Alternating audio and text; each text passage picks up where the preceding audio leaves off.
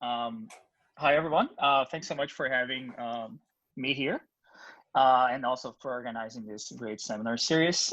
This is joint work with Tatiana Mocanu, who's also at Illinois, and it's about international students. Just before I start, perhaps not for the best reasons, international student migration received a lot of attention, especially in the US media recently, with the new rule by Trump's administration. And certainly losing these students in the middle of a giant recession like the one we're living in right now will hurt the local economies of college towns dramatically. And while this paper doesn't give a full computation of the effects of such students in local markets, I think it speaks to their impact on local housing values, at least, which of course are just part of their impact, of their local economic impact. We're finishing up a more quantitative section of the paper that is going to take care more GE effects. So I hope soon to have kind of a more welfare-based figure of their importance for college towns. All right. So there has been a boom in international. Pedro, sorry, Yeah. can I just interrupt you real quickly? I think we see again only half the slide, but yeah, now we see all of it exactly. I don't know what you did, but it's perfect. Okay. Thank you. Can you still see the whole thing? Yes. Now we can. Okay. Sorry about that. Don't worry. Yeah, there has been a boom in international enrollment in the last decade in the US. Mainly driven by undergrad enrollment. International student enrollment more than doubled in the US, growing at a much faster rate than the domestic enrollment. Of course, if you're familiar with this type of data, this hasn't been true just for the US. It has been a common trend experienced by many other English-speaking countries. And many of the students in America, they end up coming to small, relatively isolated areas, which are known as college towns. And these are the local markets we'll be thinking about in this paper. And you can still see my slides, right? Yes. Okay, awesome. An interesting feature of these college towns is that housing markets have behaved very differently in these places compared to the US as a whole. And this was particularly true during the international student boom. So as you see here, home values in college towns were much more resilient during the housing bust. So these are the two top lines there in the graph. And they also saw their home values recovering much faster since they experienced a slower fall. And this is true particularly true for college towns with a lot of international students. So what we do in this paper is basically to provide an estimate of how much of this price dynamic in college towns can be attributed to international students. So as a high-level summary of our results, we find international students represented concentrated income shocks that sustained residential investment and helped isolating college towns' housing markets, especially during the housing bust. We find that increased rents and prices from 1 to 1.6% relative to housing boom peak. So those are pretty substantial increases for the aggregate flows, benchmarking to aggregate flows in immigration, for example. So, normal immigration, usually metro areas experiencing large immigration flows, the absolute value of those flows is much larger than of international students. And this translates as roughly $2,500 in home value gains. We also find that land occupied by multifamily housing, and you can think of this throughout the presentation as student apartments, high rises, this type of construction, increased one-to-one because of foreign inflows. And this increasing apartment rentals occurred on the intensive margin with the replacement of single family units. So usually you would think that this added housing supply would have happened on undeveloped land because it's cheaper, it's easier.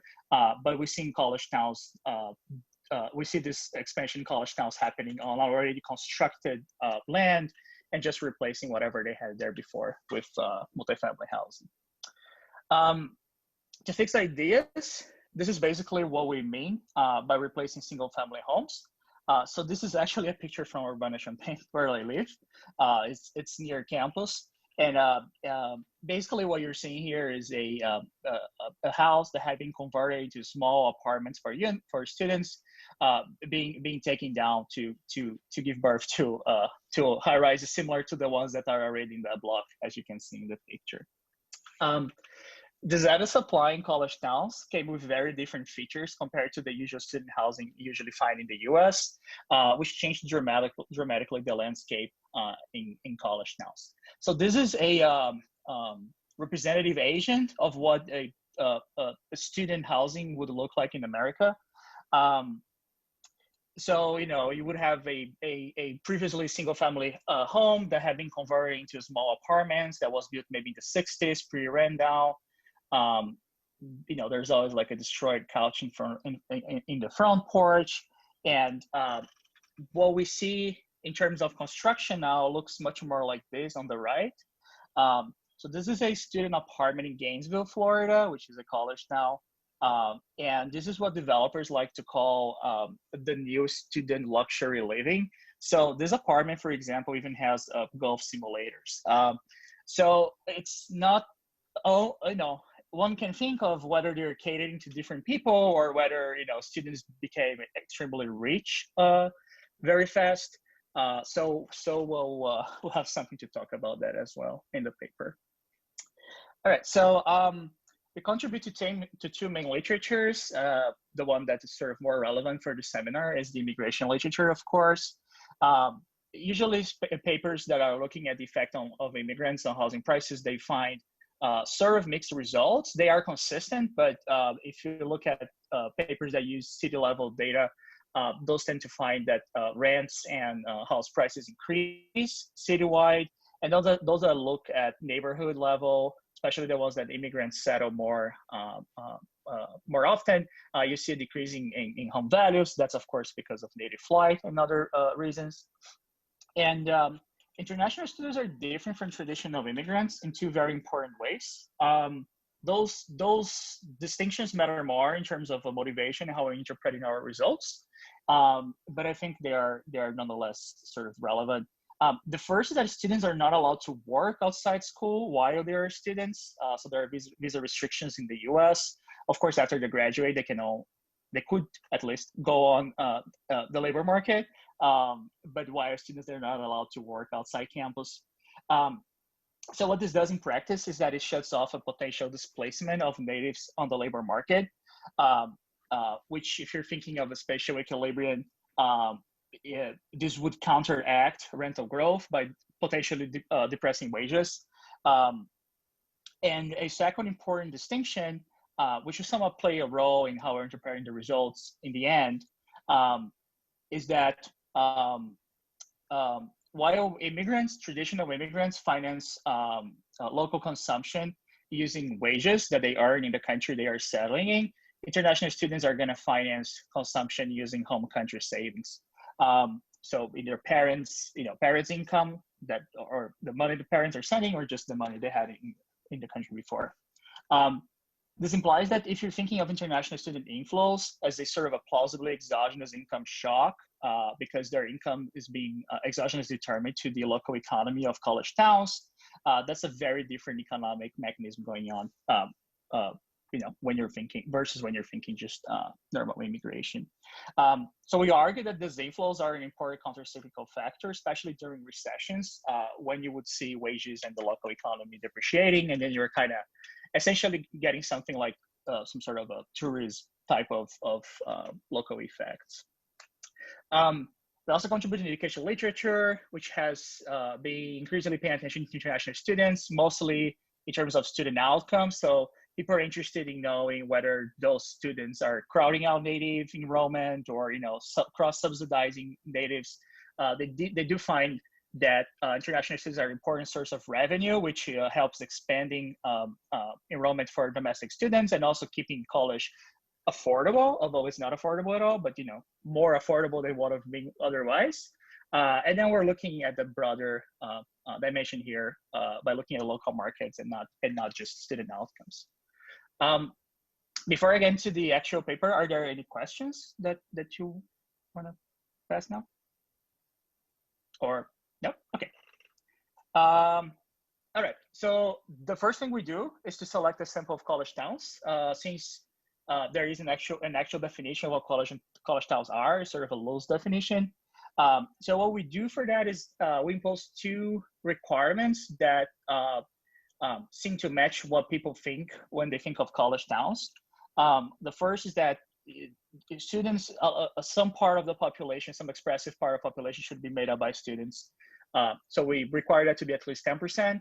And we also want these cities to be relatively isolated when compared to the nearest large metro area, because it would be very hard to attribute a changing real estate values in Manhattan to NYU or Columbia students, for example, because there's just so much extraneous stuff going on in Manhattan versus when you compare a small semi-rural town in the US where everything in the local economy really revolves around what's going on with the university. So you can do this slightly different ways, different cutoffs. It doesn't really change our results. It can be more stringent or less stringent.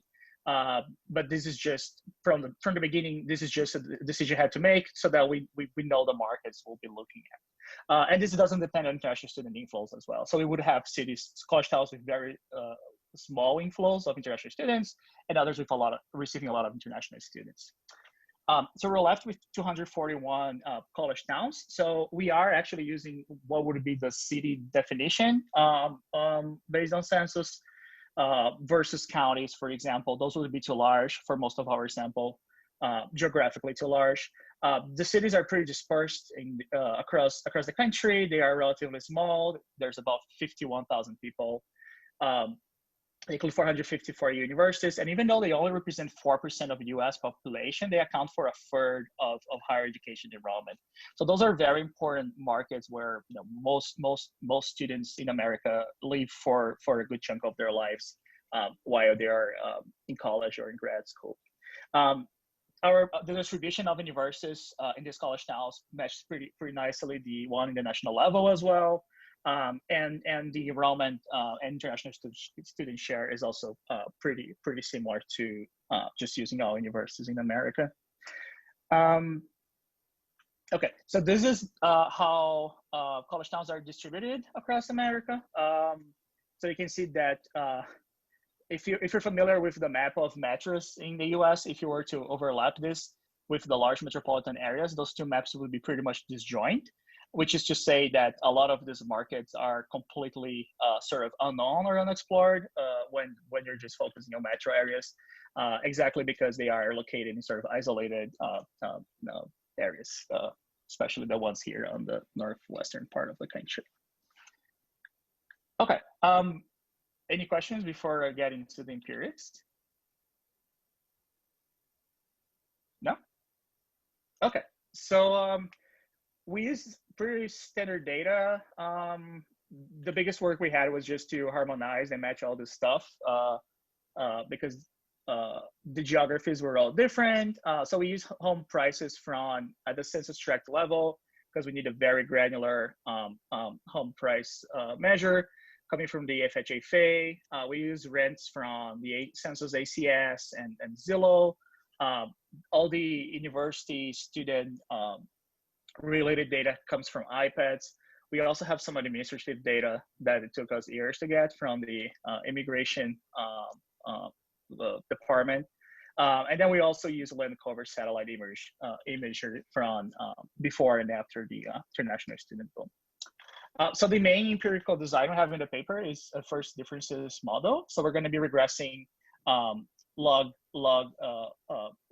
house and or rent returns on the share of international student inflows divided by domestic students. So if you're familiar with usually the share that we have in immigration type papers, we would divide inflows of immigrants by total population. We divide by students because as I'll show later, international students are going to be competing for housing and live in neighborhoods that just native students live. So there isn't a lot of housing dynamics between students and non-students in college towns. There's a lot of segregation. And also because contrary to standard immigration, this is a choice variable for universities. So the mix of domestic versus international students is determined at the university level.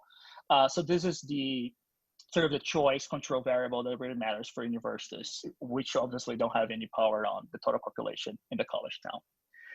So beta has a standard interpretation in this literature as well, which is just a percent change in prices from international influx that is equal to a 1% pre-existing stock of of total students.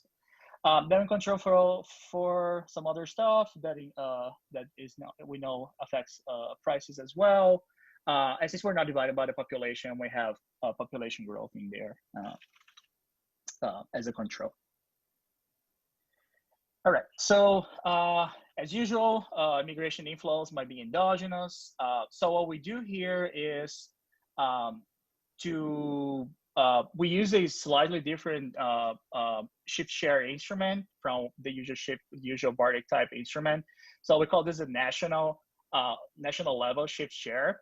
So we're not going to use country of origin variation to predict inflows by country. We're just going to use the overall aggregate inflows into America.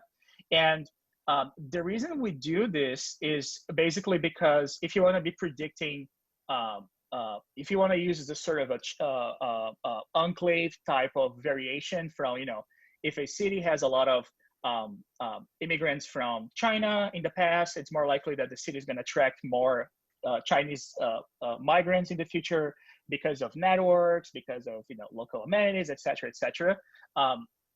So there's sort of an implicit assumption here for this to be a strong instrument, which is you need you can't have sharp composition changes in the sending countries, or you can have real structural breaks in these types of relationships. So right now, for example, in America, a third of the flow of international students comes from China. And in 96, which is our historical year, this inflow was basically zero. So it would be very hard to predict, for example, Chinese inflows using historical shares, because those shares would be essentially zero, or there would be just no variation across different towns. So the way we get around is just by basically using the aggregate historical share of international students coming to a specific college town.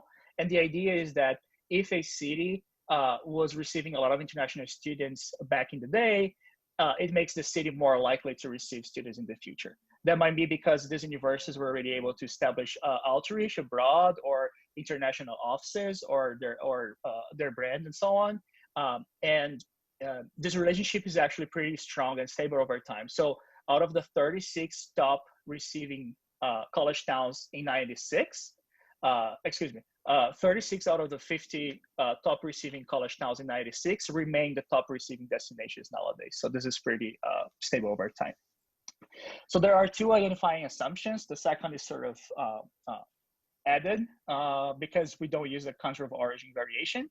So we don't want this historical share to be correlated with omitted variables that are going to be predicting outcome, basically predicting the outcome in the future.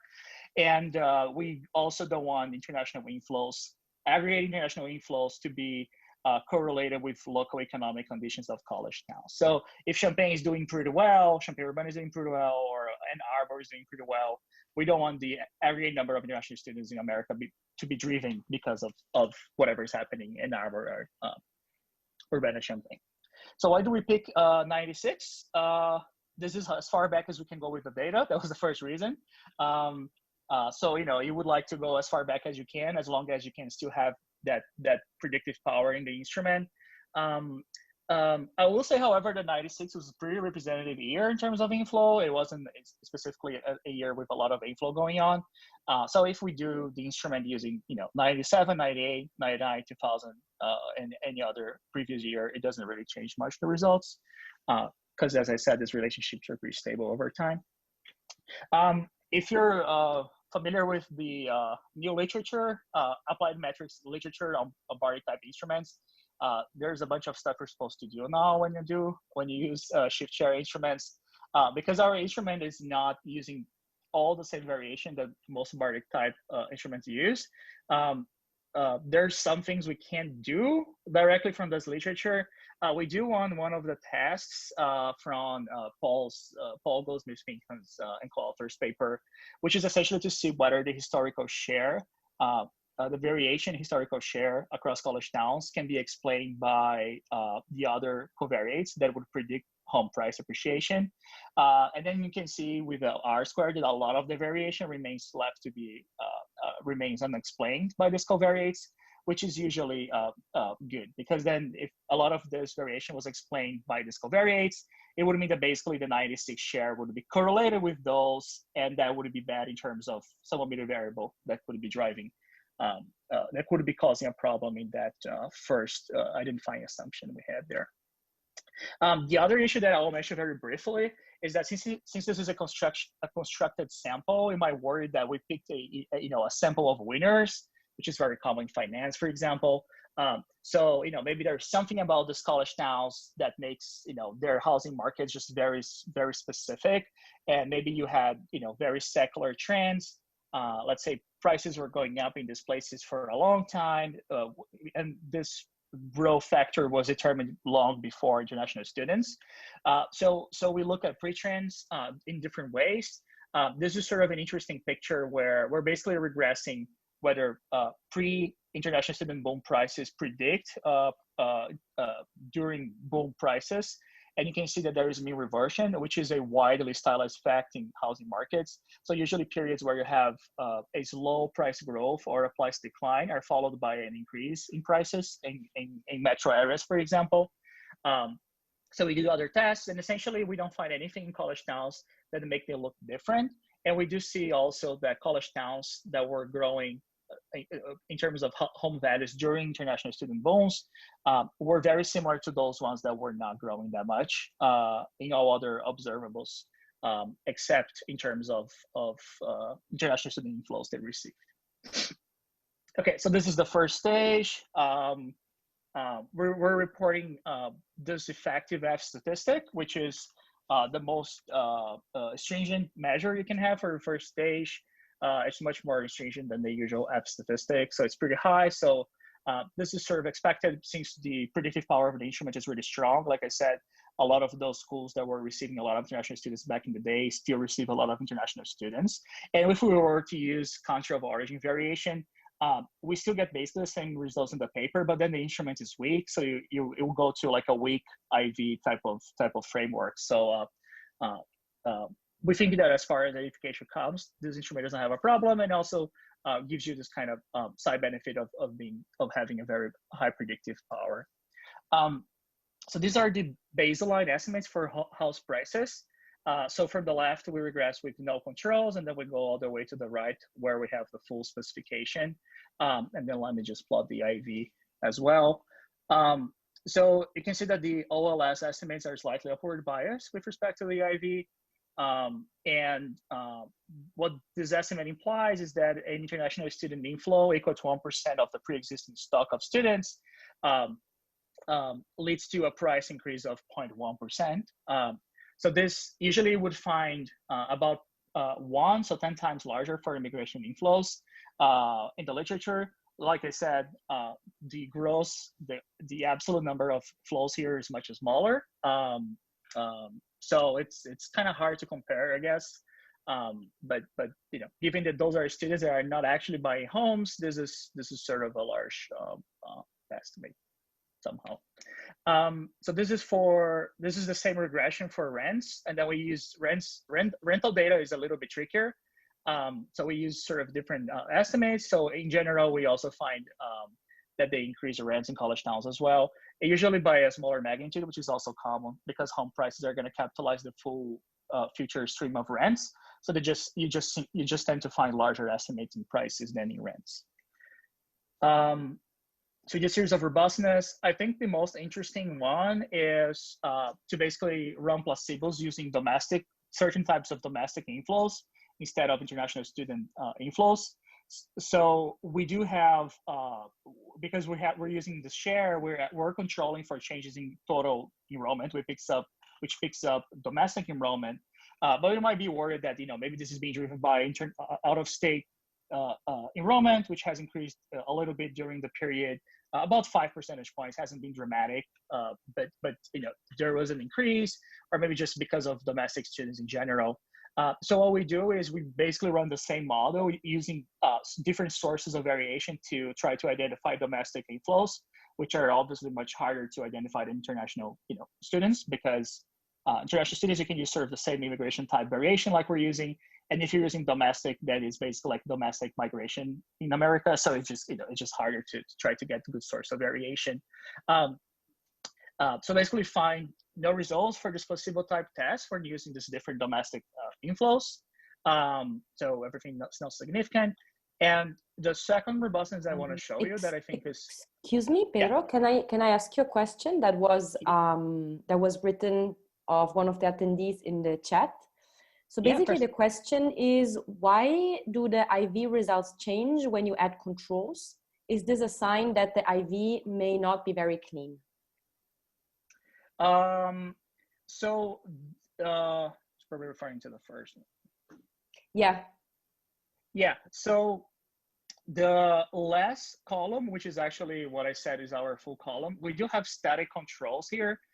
There has been some recent literature that actually came after we did this paper that shows that if you're putting static controls in the first difference model in general, that might introduce some noise. So it might be noise both in the OLS and in the IV, because we have those, temperature or area, local area or stuff like that. It doesn't change over time versus everything else to change over time.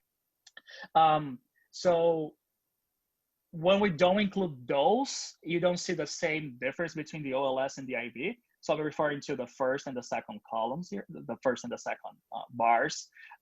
So point taken, I would probably say that whatever it is because maybe the historical share was correlated to this static controls that were determined basically, or that were the same when we're using this historical share.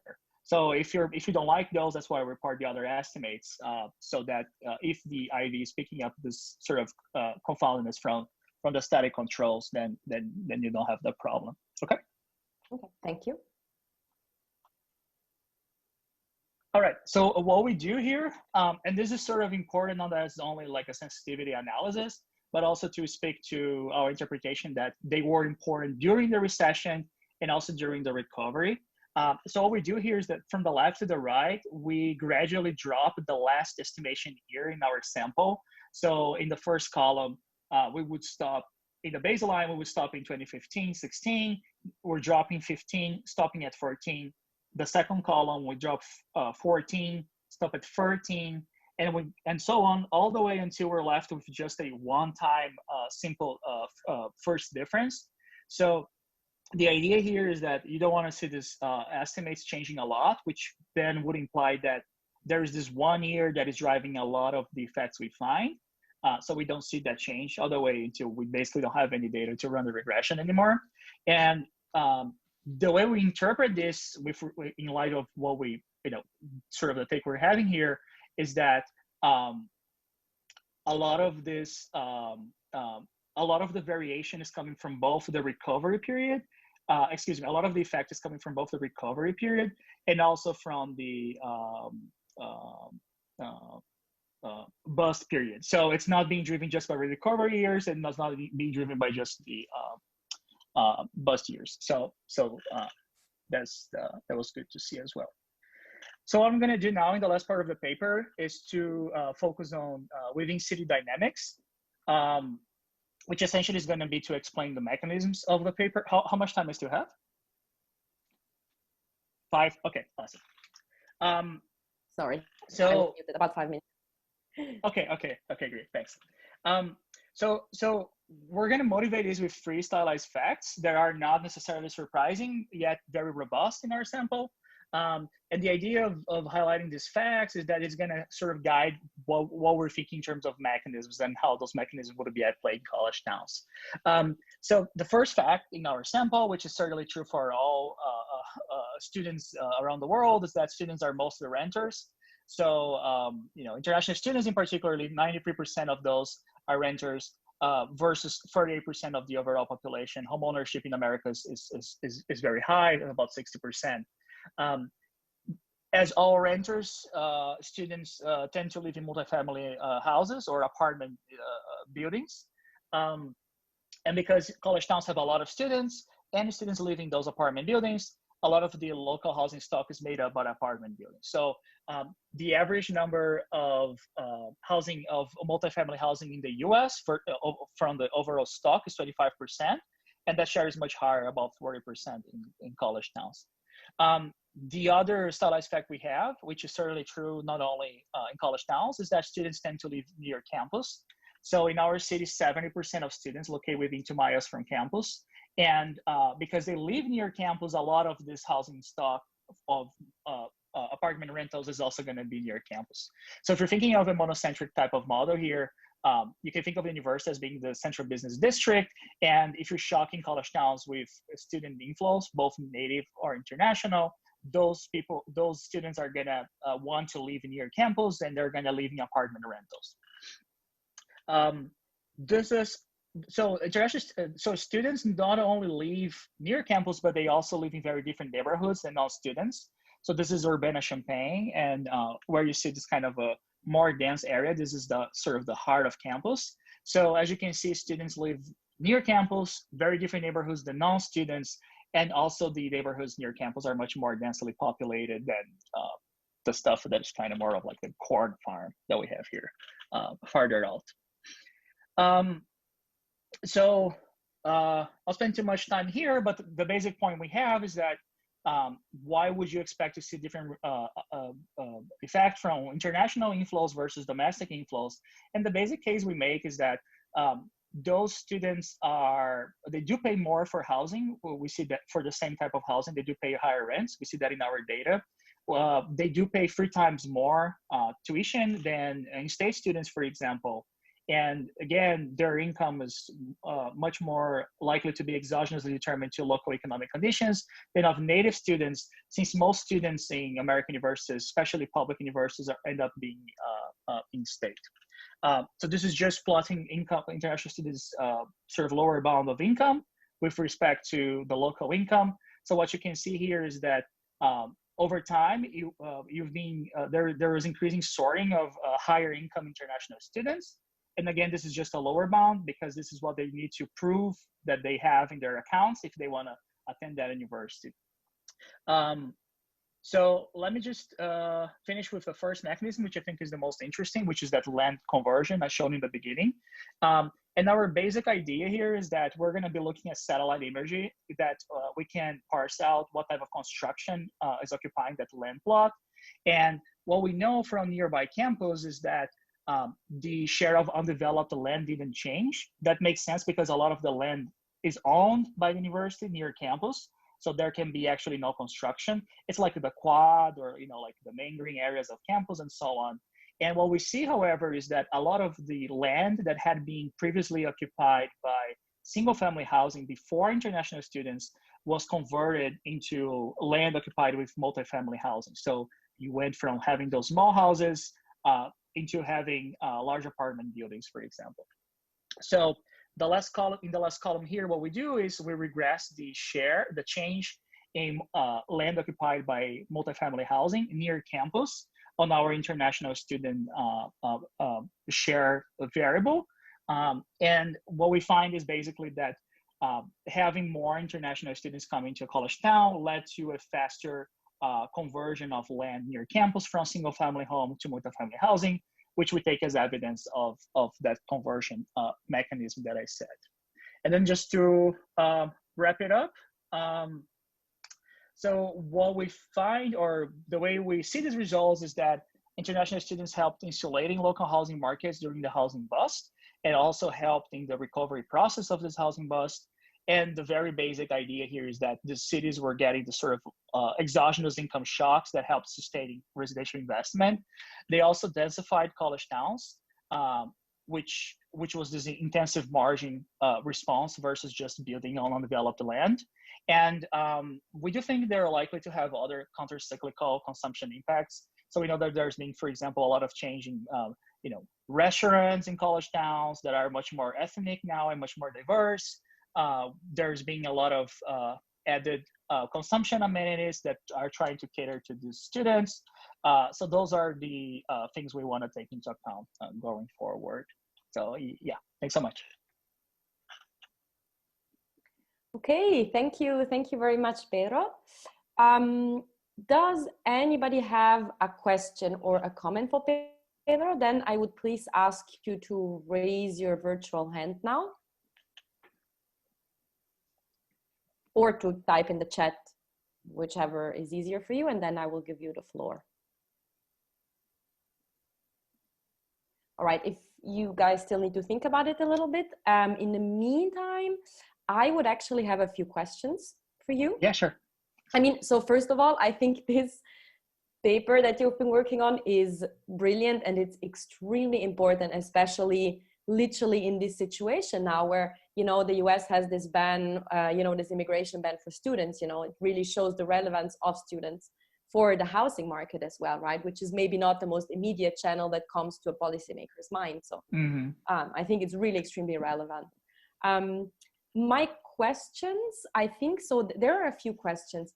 I think one of the questions is whether you have any way of observing heterogeneity by type of university in the college towns that you look at. I'm thinking specifically, for example, at Ivy League universities.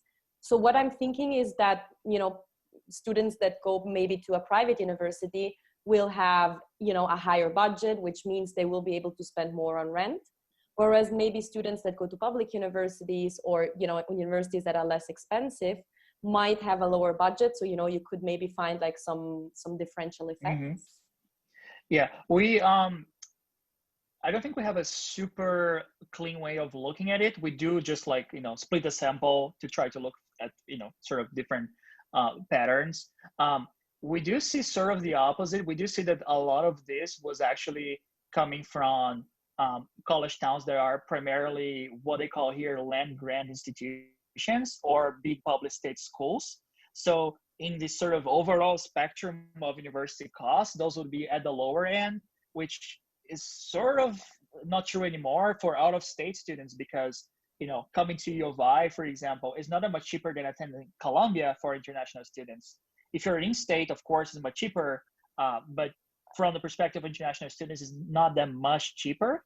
So we do see that actually this increase in living costs does happen, if anything, more strongly in the quote-unquote cheaper areas for universities to attend college. Well, definitely in the areas in the housing markets that are more affordable because, you know, college towns are very cheap to live in relative to, of course, living in Manhattan or even Evanston in Chicago, where Northwestern is.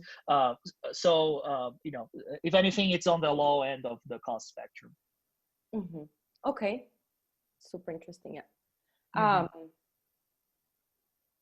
Then I actually have another question. Sorry, I just needed to look up the question that I typed real quick, which is actually something, I don't know if this is the case in the US at all, but something that I observed in Paris. I lived in Paris for a few years, and something that has been quite impressively distorting the housing market has been B&Bs, has been activity on Airbnb. It has been tourist activity that made it increasingly difficult, especially for students on a low budget, to find an apartment to rent, especially in the longer term. Do you think this is something that you could observe in certain college towns in the US as well?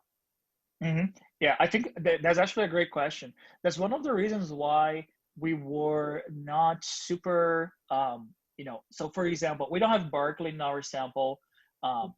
You know, from the outset, you would think Berkeley as a college town, but it's right in the Bay Area, and then there's just so much other stuff going on. For example, Airbnbs in, you know, San Francisco, and that was one of the reasons why we were, you know, it would be very hard to parse out short-term rental effects from, you know, anything being driven by students in larger cities where you would see, you know, touristic attraction. The thing with college towns is that nobody really comes to them except students. So those are very, you know, those are very sort of specific places. So for example, you know, Airbnb listings, for instance, in Urbana-Champaign or the college towns are very small. And I think I would say they cater mostly to like parents of students or something, depending on graduation weekend or something like this. And you can have a feel for that because of given the number of beds we have in hotels, which is sort of on the small side for college towns. So. Okay, yeah, that makes But sense. yeah, No, that but makes sense. That was like why I was asking you, because, of course, mm-hmm. Paris is like a totally different case because it's Right. like one of Europe's #1 tourist destinations, right? But then again, like college towns, as you say, are usually very student specific. Yeah. Mm-hmm. Yeah, but definitely, I would say it's probably, it's definitely very important in like touristic cities, or like even in New York. I think it made it harder for students to find affordable housing there because you see more housing being going to short-term rentals on Airbnb, for instance. That's for sure. Exactly. Yeah, that's what I was thinking. Yeah, as you say, in cities like San Francisco, New York, this I think is probably the case. Yeah. And then I have one last question, and that's just a question for the data. So again, this comes from my experience. I don't know if it's common in the US or not, is whether most rental contracts with students are formal or informal. So I've seen quite a lot of informal rentals as well, like just, giving out a room in an apartment or an apartment informally. Is this a thing in the US? So, in terms of what exactly you capture when you speak about rental prices? There's definitely that. Usually college towns, because they've been college towns for a long time, you have very specialized what they call student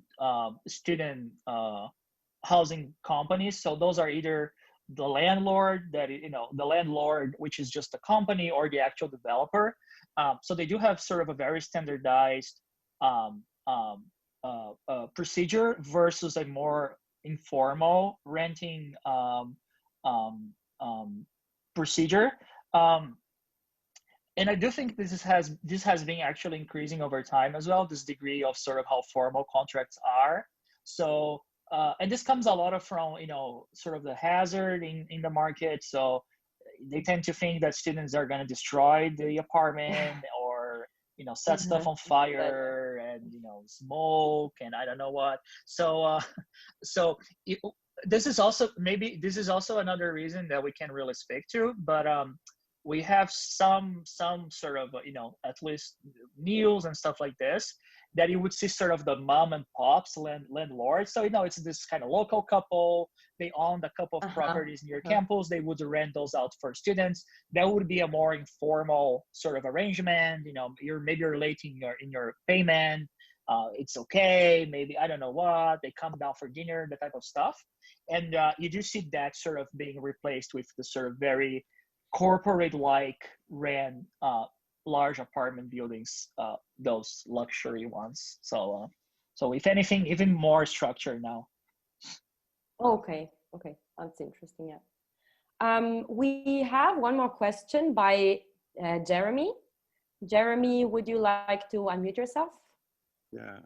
So I might have missed this, but do you actually look directly at the spillover effects on non-student housing? I think you mentioned the markets are separate, so you don't focus on non-student housing, but fundamentally that substitutability is something you can test, right? Yeah, exactly. So our baseline result is a citywide result. So it is picking up prices and rents at the city level. So those would of course include farther out areas, not the ones near campus. If we run the same for near campus, we define stronger results. And the way we think about this is, if you're having increased demand push in a certain area of the town, in the central business district in this case, or near campus, you're going to have those spill over to other areas in the city, which we do test. I didn't show here, but we do see that price appreciation during the international students period near campus predicts price increases in other parts of the city.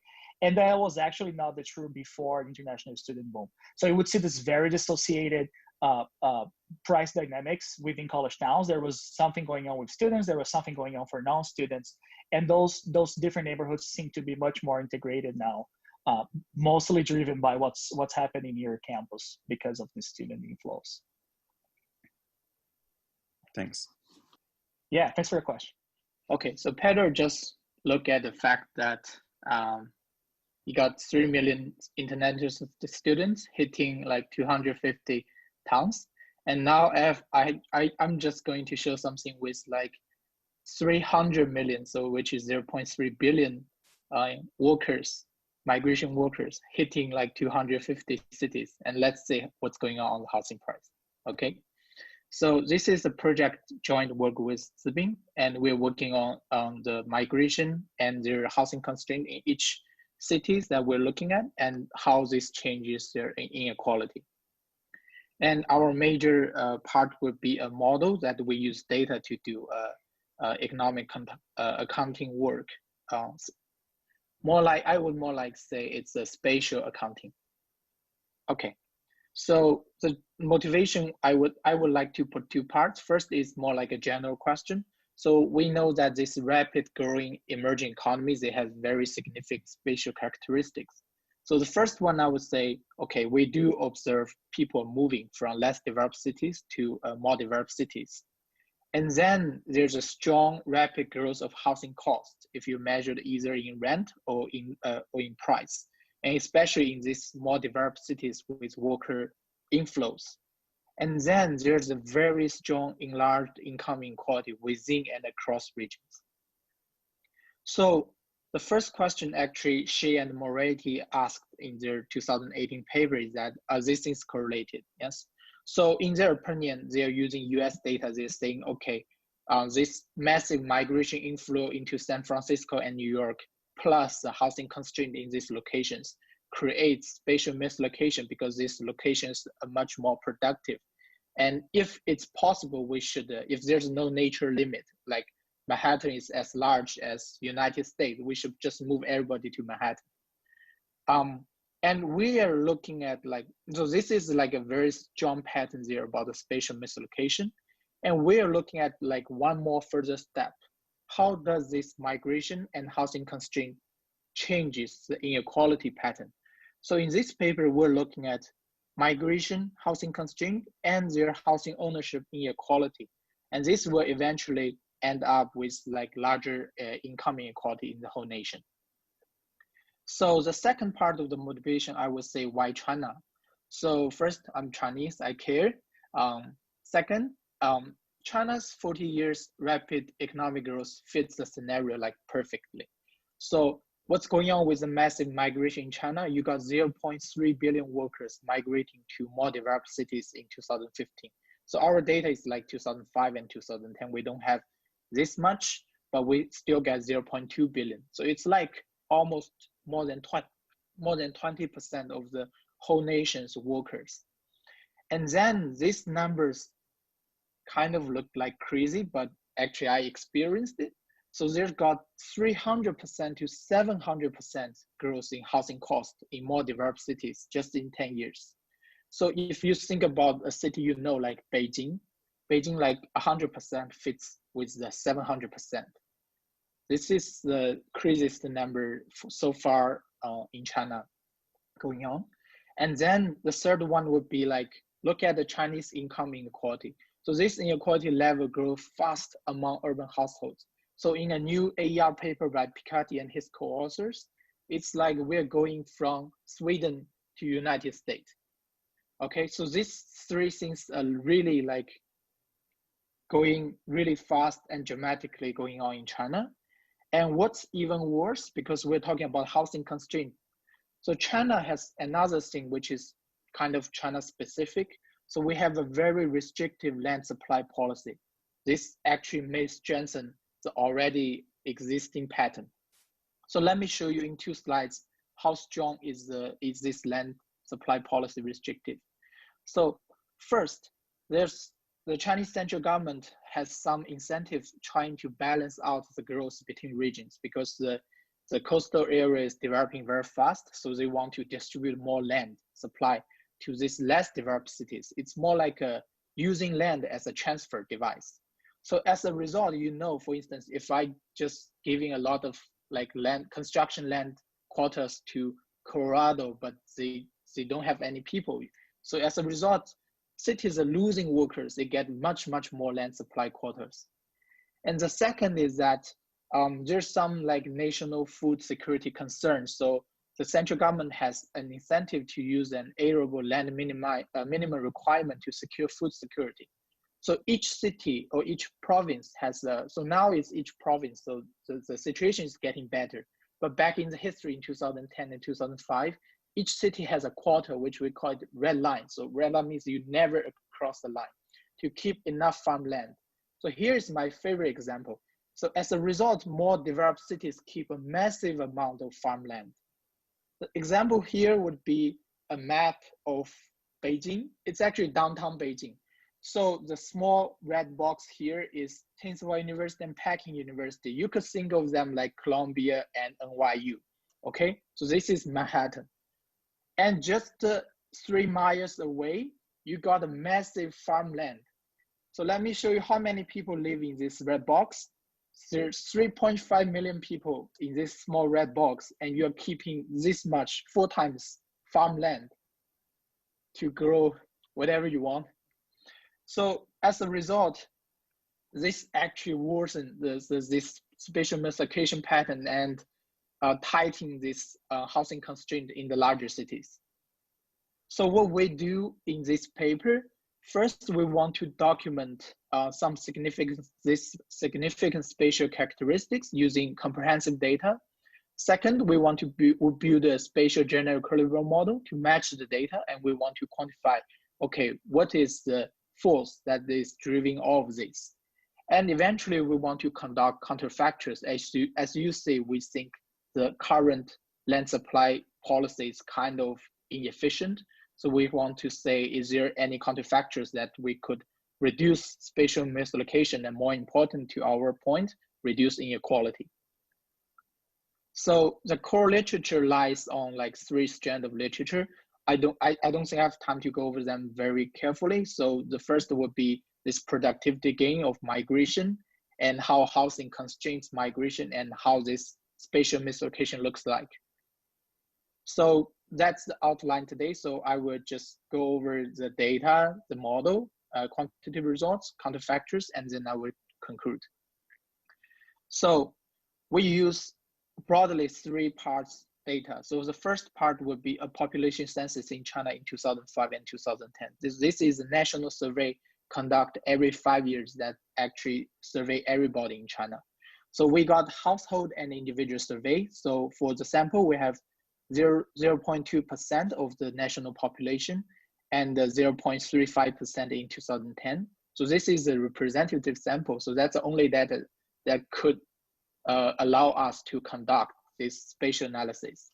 And what we have is like where this guy is born and registered. So in China, we call it hukou. And then you got their current working location, their employment, their education, and their wages. We only have, the survey only asks of individual wages in 2005. So we have to collect additional data, and their rent payment and their housing characteristics, like how large is their apartment basically, and how many windows and their other conditions. And second, because we don't have their wage in 2010, so we need to hand collect something.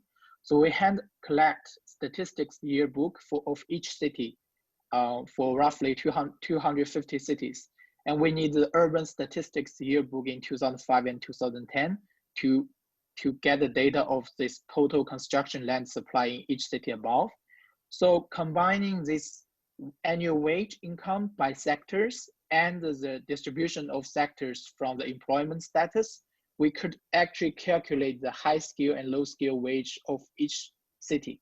So this is the first in the history that somebody ever did this.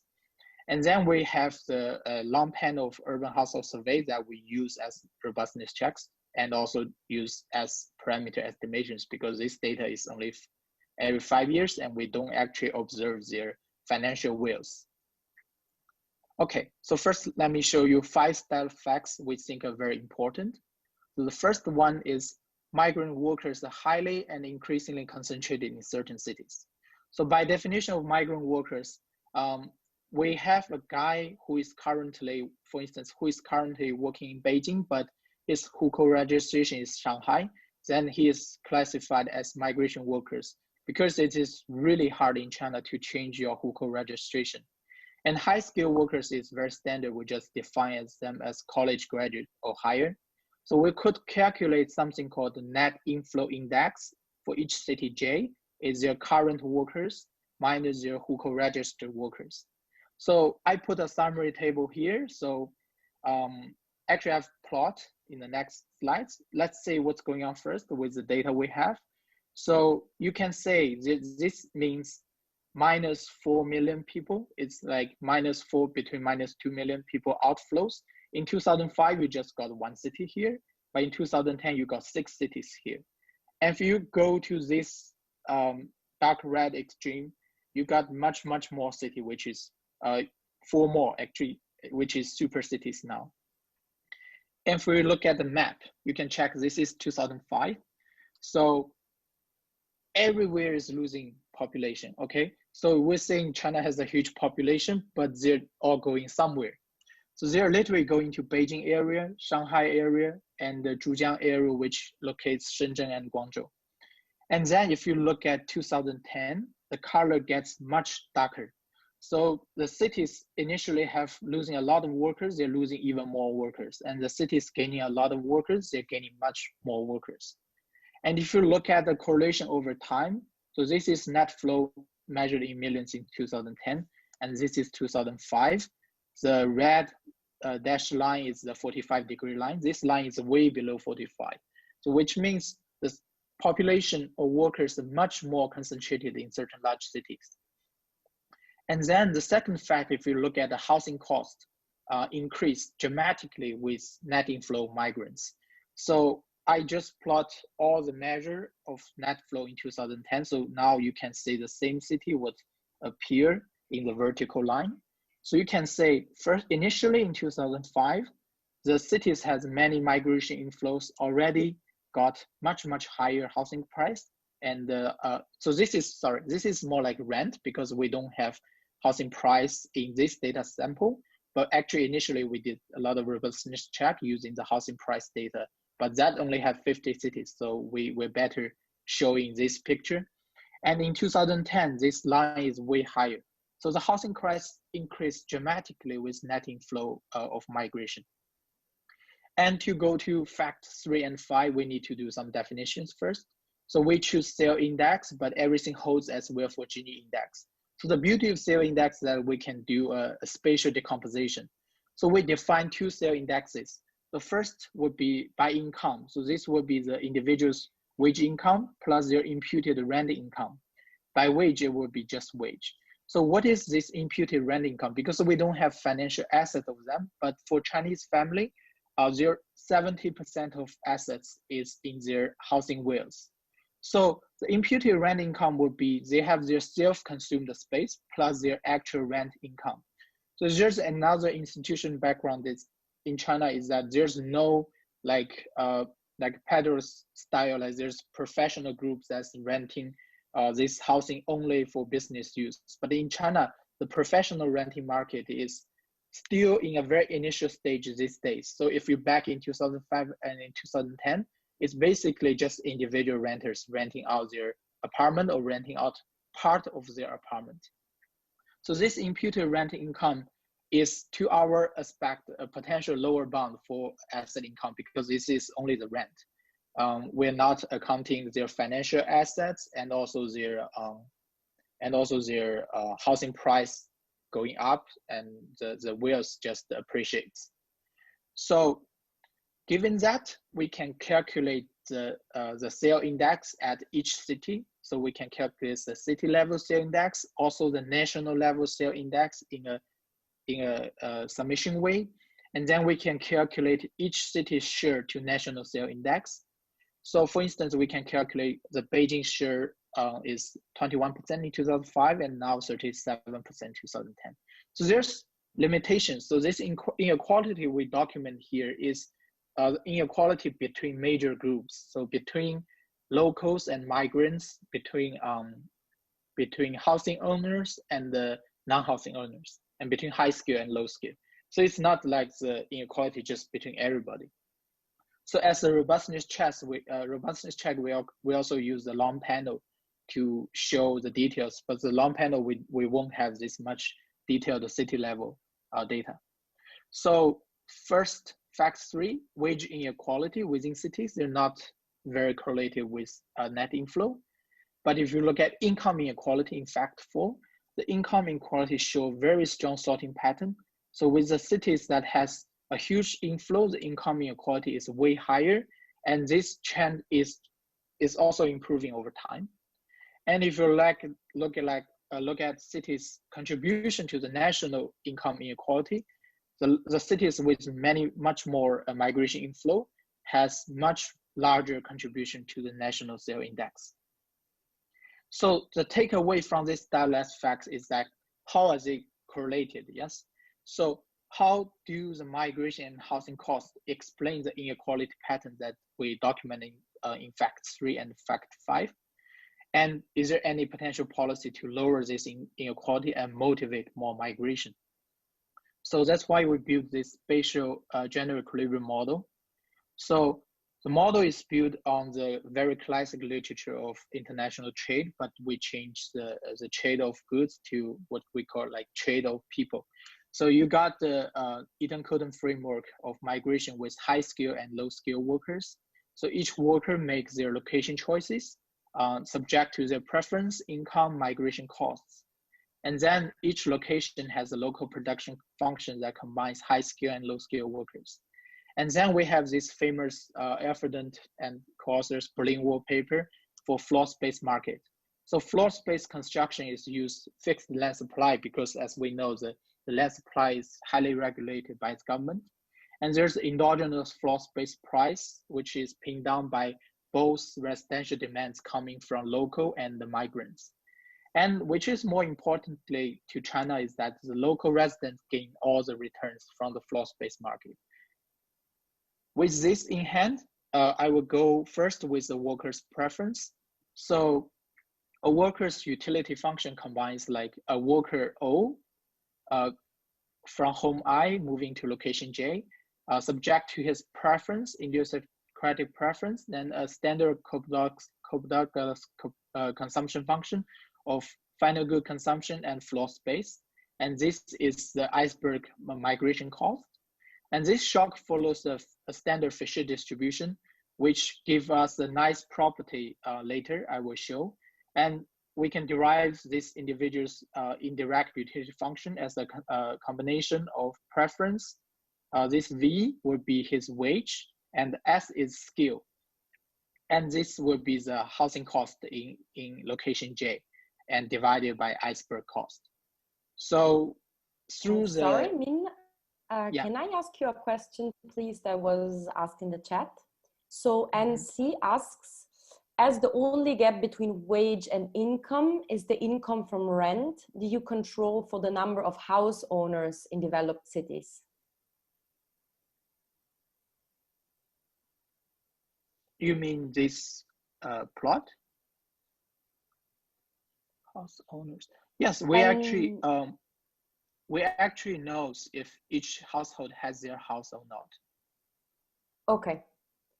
Yeah. I think that's in case NC, feel free to unmute yourself during the Q&A session and you can go further in depth with your question. Thank you, Min. You can continue. Mm-hmm. Yeah, we have very detailed data on housing, so we knows everything about their ownership. Okay, so I will just skip this slide. It's just some mess. So eventually we end up with very important equation, which is called gravity equation of migration flow. So you have the probability of a worker with skill S moving from hometown I to location J is a combine of his probability choosing this location J among the probability choosing every locations, including hometown. And then we have this guy's income would be his wage income at the stage J of scale S times if he is a local, then he got divided all the housing rents income divided by the population there. So we also check a robustness, like if you leave your hometown, you still get the rent income as a robustness check.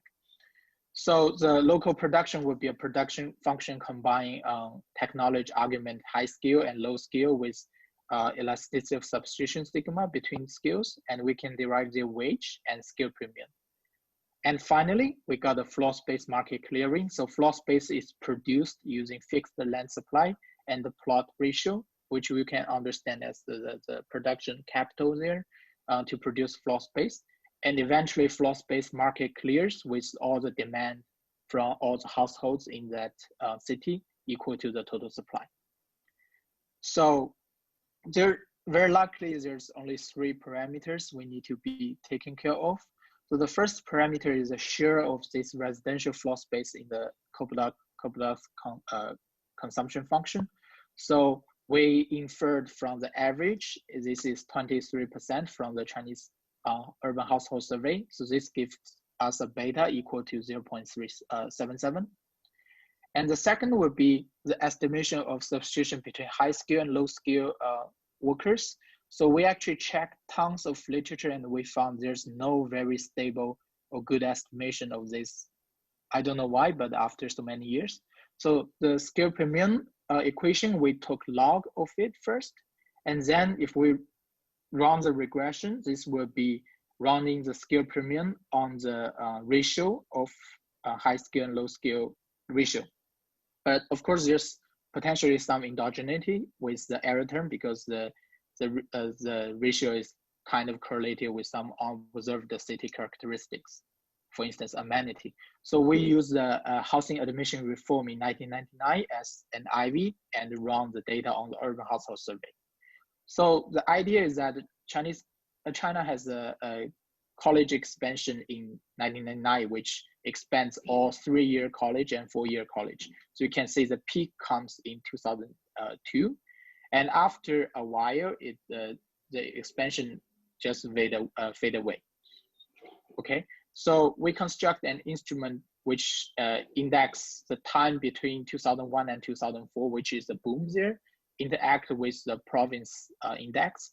So the validation of the identification will be the difference in the effects of college expansion across province. And this provides the identification. So my time is actually very limited. I haven't shown any quantitative results. So I'll just skip the first stage and show you the second stage. So the estimation is negative 0.333, and this gives us the elasticity of substitution 3, so which is actually higher than the US. So we also check the US data and solve the whole model using sigma equal to 1.4 for US as a robustness check. So the second parameter we need to estimate would be the migration elasticity. So this elasticity determines how sensitive are you to the housing price, to the migration cost, and to your income. So luckily, this equation, if you took log, there's a lot of fixed effects. So we just run a high dimension fixed effect regression that could give us an estimation of this epsilon. So our estimation, as I told you at the very beginning, we have census data for each individual's real wage in 2005. Then we also have statistics yearbook because we don't have data in 2010. So we use 2 sets of data, and this gives us an estimation of 1.85, and this is 1.92. So as in the model, we actually, to make it consistent in 2005 and 2010, both years, we are all using wage data from the statistics yearbook. So I would like to pick, we would like to pick a number which is closer to this estimation. But we check all the estimations for 1.5 to 2.0. It doesn't change the qualitative result, but the quantitative result is different, of course. And that's our estimated parameters. And moving to the quantitative result, there's something like, as I say, the course of this observed patterns. So first we need to solve the observed variables across cities and their changes over time. And second, we need to measure the inequality in this model. So for the migration, there's 2 things actually driven what's going on. One is the migration cost, one is the productivity for each city and skill. And then we can measure all these inequalities as I show in the stylized facts. So let me skip how we calculate. So for migration cost, this is actually well documented in Xiaodongzhu's AER paper that the migration cost is dropping a lot. The difference is that we are measuring the migration cost by scale and between cities, and he's just measuring between agriculture and manufacturing and between provinces. But we end up with the same conclusion that this migration cost drop a lot. So this is the majority of the motivation that people moving, people much easier to move to high productive cities. Which is more important to this paper would be the productivity growth. So the annual growth of productivity is 13% for low skill and for high skill, and 14% for low skill. So these numbers are very attractive and huge numbers, and we need to check details how it looks like. So it's impossible to list all the cities to you. So we group the cities into like 5 bins. So the first group have 5 cities, which I would call it the tier 1 city, and this will be tier 5 cities. So throughout all the quantitative results, I will always show this table in the form like this. So this would be more than 6 million migration worker inflows. So if you consider as families, if they carry a sponsor and maybe 1 or 2 children, this will be a family, and it will end up with a much larger number for the population inflow. So here we only measure, in the whole paper, we measure everything in workers who actually have positive wage income. So if we look at the city groups first, for high skill productivity, you can tell in the tiers of cities that have much more migration inflow, their productivity is way higher than the cities with outflows. And this growth over time is actually huge over just 5-year time. And if you look at the absolute changes, this will be much larger absolute term growth for this tier 1, tier 2 cities relative to the cities that have migration outflow. But if you look at the low skill workers, these changes is not that much different. And also their initial value across cities for low skills are not that much different. So it means that motivating high skill workers, of course, motivating all workers moving to this tier 1, tier 2 cities is beneficial for the whole nation, and especially if you move high skill workers. And now we can measure the inequality in the model. So first thing we want to measure would be the within city sale index. So this is like the average of the city groups. So we can tell that the wage sale index actually doesn't change that much. So the largest change will be in the second group, that you got much more high skill moving. So you got a higher relative trend change. But if you look at the income sale index, so this number goes like crazy. It just doubled in 5 years. And especially for this higher tier cities that they initially have a larger income sale index, now the numbers goes even larger. And for the cities with population or worker outflow, their inequality is actually dropping. And the share of contribution to national sale index has a similar pattern as well. And let's check what's going on if we directly look at skill premium and housing premium. So housing premium will be relative to an average worker, what's the housing income relative to your annual wage. So if we check the skill premium, it really doesn't change that much across group over time. But if you look at housing premium, initially, if you live in a big city, your housing income would be equivalent to your wage income if you are an average worker. And if you move in 2010, this number doubled. So you could just rent out half of your apartment and sit at home. You get exactly the same income as before. So that's actually the source that driven the whole story. And the takeaway here is that the observed variable actually driving the observed facts, the cost, the migration cost reduction, and this uneven productivity and uneven growth of productivity. And this inequality is largely driven because of the housing constraint and the housing ownership inequality.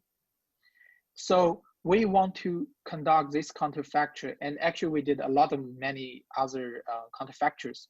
So the most interested one we want to say is because the land supply is really inefficient.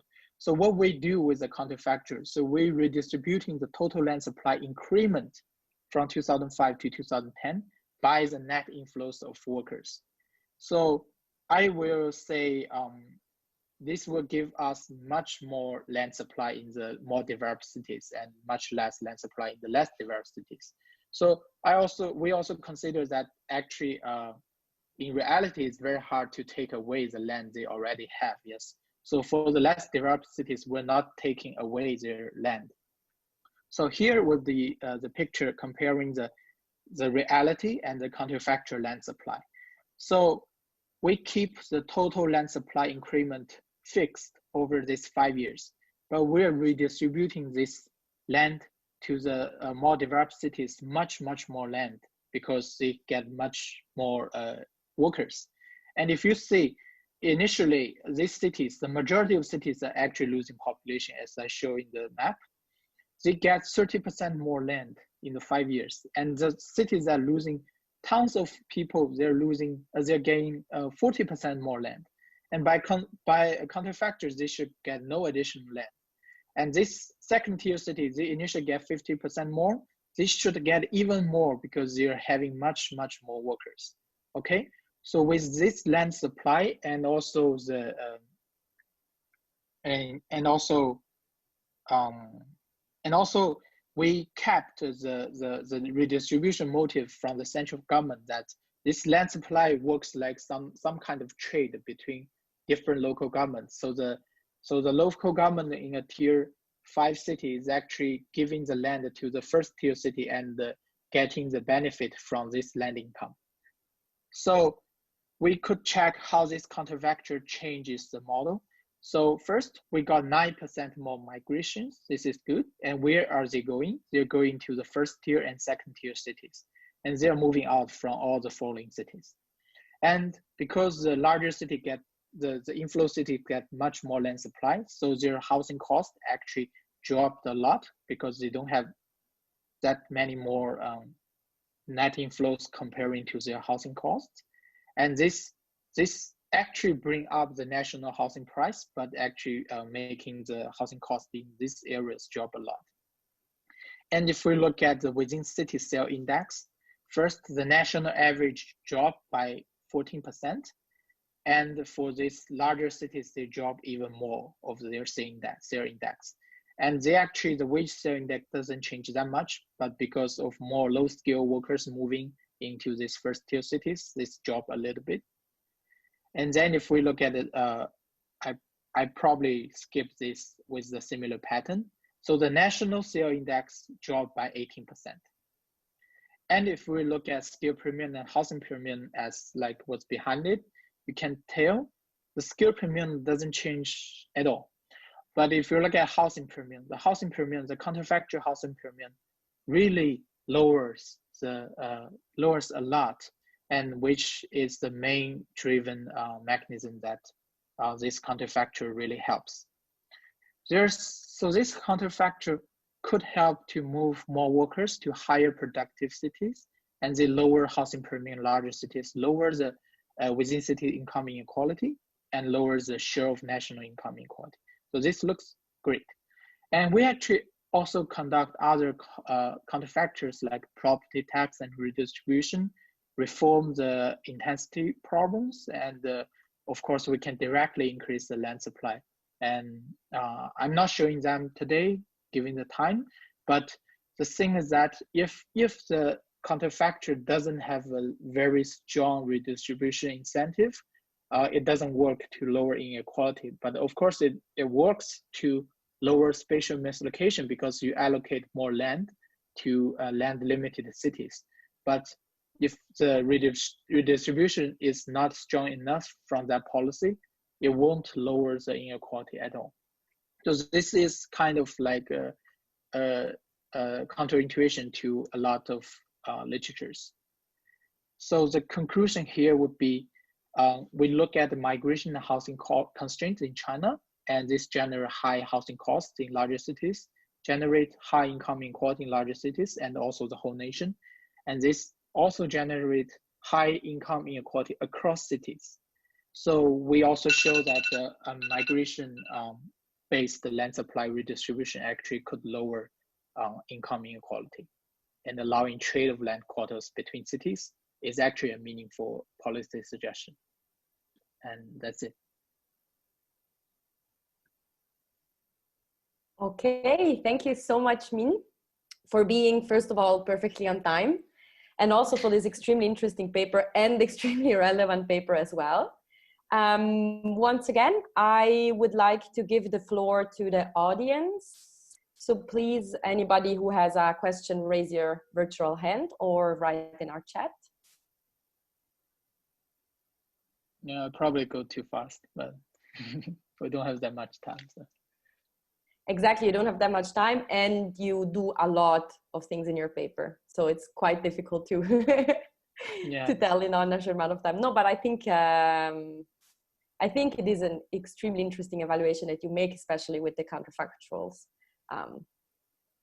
Okay, so in the meantime, while people think of questions, so my question would be, and I'm going to be very honest with you, I'm not extremely familiar with the context in China and the policies in China. So my question is probably a little bit more general. And it's, well, something we observe, especially in Europe, is that we're starting to observe a reverse pattern, kind of, meaning that workers or individuals in general who can afford it move away from the cities, right? Because there is not so much of a, or not such high of a quality of life in many cities, especially city centers. And so the people who can afford it try to migrate away, which is possible sorry. Yeah. Exactly. So is this something you observe in China at all, or? So this is something we start to observe in now. So if you back in 10 years ago, that's not the case, because it's kind of different to like majority understanding of how large is the wage gap between different cities. So in a less developed cities, for instance, you get $1 per day. If you move to Beijing, you get $3 to $4. You got 400% wage improvement by moving out of your hometown. So that's the thing that is most important in 2005 and 2010. But nowadays, yes, nowadays we have this, we call it the big city issue, yes. So we start to have a reversal pattern that some young people, they really cannot afford the housing cost and they decide to move back to hometown. But in general, this is still not like the main trend. The majority of China's development is far away from the situation going on in the whole Europe. Right, okay. Yeah. Okay, exactly. So you don't really observe this pattern yet. I think Pedro has a question too. Pedro, if you'd like to unmute yourself. Yeah, hi. Yeah, very interesting paper, Ming. I guess two questions. First, I was wondering, I know you took like the Berlin Wall within city, like neighborhood choice sort of thinking.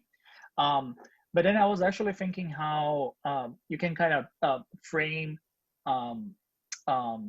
your model and sort of your context in like a Rebecca Diamond's setting.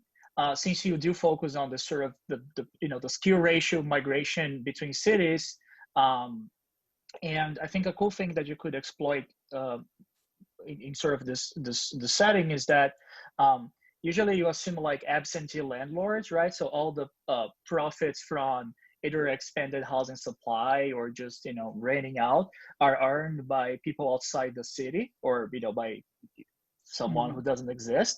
And since this is sort of a main driver, a local driver of this difference between wages and wealth in your model, I think that would be kind of a very cool feature for you to highlight, that you're kind of bringing it, which is something that you don't usually see in this literature. Yes. And then the second question is how should we think about if we were to endogenize amenities? Because again, using Diamond's paper, we do know that as a city, gets more high-skilled people, there is an endogenous change in amenities, right? So having more high-skilled people near you is also an amenity. So how do you think, since you don't have sort of amenities in the model, how should we think about, you know, amenities adjustments here? So initially, we actually have amenity in the model, but then because first thing, we don't have very good data on amenity, so we have to take it out because this is more like a quantitative accounting paper. So if we don't have the data, we better not to make very strong assumptions.